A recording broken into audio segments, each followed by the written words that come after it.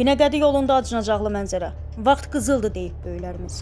Bu qızılın dəyərləndirilməsini özümüzdən asılı olmayan obyektiv və subyektiv səbəblər maneə törədə bilir. Yollardakı təmir, uzun müddətli tıxaclar və sair bu qəbildəndir. Elə Binəqədi qəsəbəsində olduğu kimi.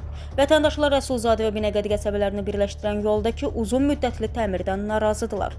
Sosial şəbəkələrdə narazılığını ifadə edən Binəqədi sakinləri bildirirlər ki, aylardır davam edən təmir işlərinə görə sürücülər məcbur qalıb əks istiqamətə çıxır.